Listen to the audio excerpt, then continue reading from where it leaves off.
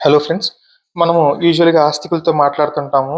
వాళ్ళు ఏదో వాగేసి, దాన్ని సపోర్ట్ జేసుకోలేక తికమకలు పడి, కామెడీలు జేసి, సెల్ఫ్ గోల్స్ ఏసుకొని ఎళ్ళిపోతుంటారు కదా! సో, ఆ టైప్‌లో రీసెంట్‌గా ఒక ఆస్తికుడితో మాట్లాడాను.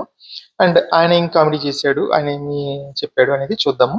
సో, మీన్‌వైల్ ఈ ఆస్తికుడు నా ఫేవరెట్ ఆస్తికుడండి. ఎందుకంటే నాకొచ్చిన వ్యూవర్‌షిప్‌లో మాక్సిమం వాటా ఈయనదే ఉండొచ్చు. అంటే నాకున్న వ్యూవర్స్‌లో బిగ్గెస్ట్ వ్యూవర్ ఈయనే అయ్యుండొచ్చు. ఫస్ట్ వీడియో నుంచి మన వీడియోస్ మీద రంధ్రాన్వేషణ చేసి మనకి ఫీడ్‌బ్యాక్ ఇస్తూ ఉంటాడు. So, I wish he continuous that. Okay. So, as usual మనం అందరిని అడిగినట్టే అసలు మీరు హిందువులెప్పుడయ్యారు? అసలు మీ హిందూ ధర్మానికి పేరెలా వచ్చింది అని అడుగుతాం కదా! సో, ఇంక ఈయన ముసుగులో గుద్దులాట ఎందుకులే, మనం ఎట్లాగో దాన్ని జస్టిఫై చేసుకోలేము అనేసి మనోడు సుప్రీం కోర్ట్ డెఫినిషన్ ఇస్తున్నాడనమాట. హిందూ అంటే అందరూ, ఈ దేశంలో ఉండే అందరూ క్రైస్తవులు, ముస్లింలు అందరూ హిందువులే. ఒక్క మీరు తప్ప. అంటే నేను ఇండియాలో ఉండను గాబట్టి. ఒకవేళ మళ్ళీ నేను ఇండియాకెళ్తే హిందువునయిపోతానంట. కింద ఈయన డెఫినిషన్ గూడా ఇచ్చాడు. హిందూ అనేది జియోగ్రఫికల్ ఐడెంటిటీ. సింధు నది క్రింద బతికే వాళ్ళందరూ హిందువులు అంట. ఓకే.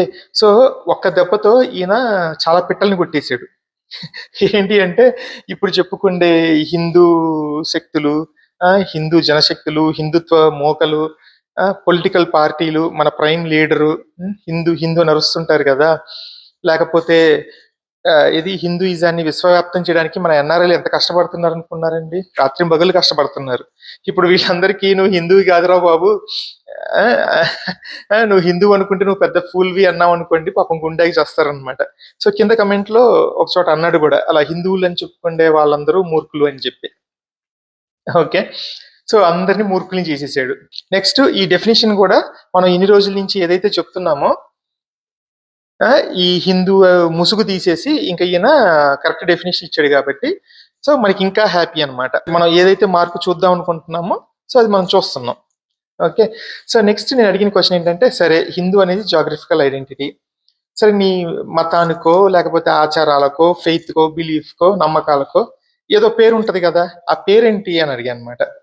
అడిగితే ఈయన వైదిక సనాతన ధర్మం అని గ్రంథాల్లో ఉండదు, స్కాలర్లు ఇచ్చిన పేరు అంట. వైదిక సనాతన ధర్మమా? ఇది ఎప్పుడు పెట్టారు? జస్ట్ ఇప్పుడే పెట్టాం.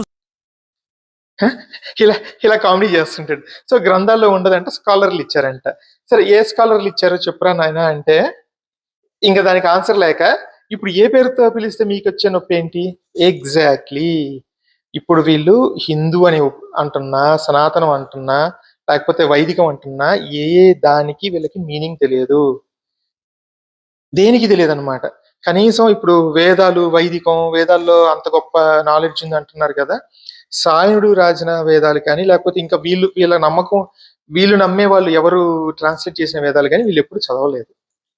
ఓకే. ఏ దానికి మీనింగ్ తెలియదు. దాని వాల్యూ గూడా తెలియదనమాట. సో, ఎవడో బయట నుంచి వచ్చినోడు ఇక్కడ గ్రిప్ సొసైటీ మీద కంట్రోల్ రావటం కోసం వాడు రకరకాల ముసుగులేసుకుంటున్నాడనమాట. సో, ఆ ముసుగుల్లో హిందూ అనే పదం ఒక ముసుగు, సనాతనం అనేది ఇంకో ముసుగు. అంతేగాని వాళ్ళకి ఈ వాల్యూస్ తెలియవు. దాని ఔన్నత్యం ఏంటో గూడా వీళ్ళకి తెలియదు. సో, ఆ మాయలో ఇలాంటి అమాయకులందరూ పడిపోతారనమాట. పడిపోయి మాది అంత గొప్ప ధర్మం, ఇంత గొప్ప ధర్మం అని చెప్పి వీళ్ళు ఊహల్లో బతుకుతూ ఉంటారు. ఓకే. నెక్స్ట్ ఈ మాట అనేసరికి మనోడు ఇంతకుముందు గ్రంథాల్లో ఉండదు, స్కాలర్లు ఇచ్చిన పేరు అన్నాడు గదా! సో, ఎళ్లి మళ్ళీ ఇప్పుడు గ్రంథాల్లో రిఫరెన్స్ చూపిచ్చాడనమాట. అదేంటో చూద్దాం. సో, బేసిక్‌గా ఋగ్వేద 3.3.1లో ఈ రిఫరెన్స్ ఉంది. సో, మీరు లాస్ట్‌లో గనక చూస్తే ధర్మాని సనత అని ఉందనమాట. ఓకే.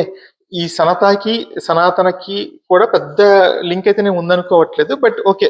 వీళ్ళ ఆనందం మనం ఎందుకు కాదనాలి? అదే ధర్మాని సనాతన అనుకుందాం. ఓకే. అనుకుంటే అంటే ఇది మీరు ఏ డెఫినిషన్ చూసినా గూడా పాత ట్రాన్స్‌లేషన్స్ ఒక 10, 15 ఇయర్స్ బ్యాక్ ఏ ట్రాన్స్‌లేషన్ చూసినా గూడా మీకు దాంట్లో ఎటర్నల్ లాస్ అని ఉంటది. లేకపోతే అనాదిగా వస్తున్న ధర్మం అని ఉంటదనమాట. ఓకే. సో, ఈ అనాదిగా వస్తున్న ధర్మం అనేది ఒక ధర్మం పేరు అంటే ఎలా ఉంటదంటే కామెడీగా ఉంటది. ఎలా అంటే ఒక పాత 'ఉపేంద్ర' సినిమాలో వాడి పేరు నేను అన్నమాట. సో, వాడెళ్ళి మర్డర్ చేస్తాడు. సో, పోలీసొచ్చి పక్కన ఒక షాప్‌లో వాడిని ఈ మర్డర్ చేసింది ఎవరు అంటే, వాడు ఈ మర్డర్ చేసింది నేను అంటాడు. అనగానే పోలీస్ వాడిని పిచ్చ కొట్టుడు కొడతాడు. ఎవడో ఒకడు అర్థం తెలియని పదాన్ని వాడి మతానికి పేరు అని పెట్టేసుకుంటే, దాన్ని వాడుకోవటం వల్ల వీళ్ళందరూ ఆ తన్నులు తిన్న షాపుడు ఉంటాడు కదా, అలా అయిపోతారనమాట. సో అలా మనని మనమే ఫూల్స్ చేసుకుంటున్నట్టు. ఓకే. ఏంటంటే ఈ ఎగ్జాంపుల్ ఇవ్వటం వల్ల ఈయన ఇంకో పెద్ద సెల్ఫ్ గోల్ వేసుకున్నాడు. అదేంటో చూపిస్తాను. దీని మీనింగ్ ఏంటంటే, బుద్ధున్నోడు ఎవడైనా విలువైన వస్తువులను తీసుకొని మంటలో వేస్తాడు. ఆ మంటలు ఆ ఎఫెక్ట్ ని పైకి తీసుకెళ్తాయి అంటే మంట పైకి వెళ్తుంది కదా, దేవతలు పైన ఉంటారు కాబట్టి ఆ మంటలు ఆ ఎఫెక్ట్ ని పైకి తీసుకెళ్తాయి. ఆ దేవతలు సంతోషించి మనల్ని చూసుకుంటారు బాగా, అంటే మనం ధర్మ మార్గంలో ఉండేటట్టు చూసుకుంటారు. ఇది దీని సారాంశం అన్నమాట. అంటే బేసిక్ గా ఇప్పుడు ఈయన ఈ ఆస్తికుడు మేబీ వెళ్ళి ఆయన ఫోన్లు ల్యాప్టాప్లు అన్ని మంటల్లో వేస్తాడేమో మరి.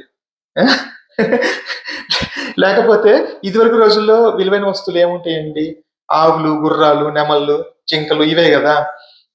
సో బేసిక్గా దీని మీనింగ్ ఏంటంటే, మీరు సంతోషంగా హ్యాపీగా ఉండాలి అంటే మీరు వెళ్ళి వీటిని మంటల్లో వేయండి. బేసిక్గా ఏమవుద్ది, మంటల్లో అవన్నీ కాలేక బాగా ఉడికాక అందరూ పీక్కొని తింటారు. ఇంకా కుతిగా ఉంటే ఈ ఎవడైతే ఈ మంటల్లో వేపించి మంత్రాలు చదివాడో వాడికి ఇంకొంచెం దక్షిణ ఇవ్వాలన్నమాట. సో బేసిక్గా సనాతన ధర్మం ఎలా డిజైన్ చేశారు అంటే, ఇంకా లైఫ్ లాంగ్, అంటే సనాతనం అంటే ఎండ్లెస్ కదా, ఎటర్నల్ అని వీళ్ళు చెప్పుకుంటారు కదా, ఎటర్నల్ ఎండ్లెస్ అని. అంటే ఎండ్లెస్ గా వీళ్ళకి ఫుడ్ బిజినెస్ ఇస్తూ ఉండాలి. అదే అనమాట సనాతన ధర్మం. మీరు ఇంకా వేరే ఏ రిఫరెన్సెస్ అయినా చూడండి సనాతన ధర్మానికి, ఇట్లా పూజలు చేయించుకోండి, తప్పదాగండి, లేకపోతే కులాలని పాటించండి, వీడు ఎక్కువ వీడు తక్కువ, ప్రతి చోట ఇంక ఏ ఉంటాయి అన్నమాట. ఇంకా మీకేమన్నా బెటర్ రిఫరెన్సెస్ ఉంటే చెప్పండి, మనం అవన్నీ కూడా డిస్కస్ చేద్దాం. ఓకేనా. సో బాటమ్ లైన్ అది ఫ్రెండ్స్. ఏంటి అంటే, వీళ్ళకి హిందూ అనే పదానికి మీనింగ్ తెలియదు, సనాతనం అనే దానికి మీనింగ్ తెలియదు, వాటి ఔన్నత్యం అంతకంటే తెలియదు. జస్ట్ ఇక్కడ వ్యాపారం చేసుకోవడానికి ఇవన్నీ వీళ్ళు వాడుకుంటున్న పదాలు. అందుకే మనకి ఎక్కడ వీటికి రికార్డ్స్ సరిగ్గా దొరకవు అన్నమాట. అది బాయ్ మరి.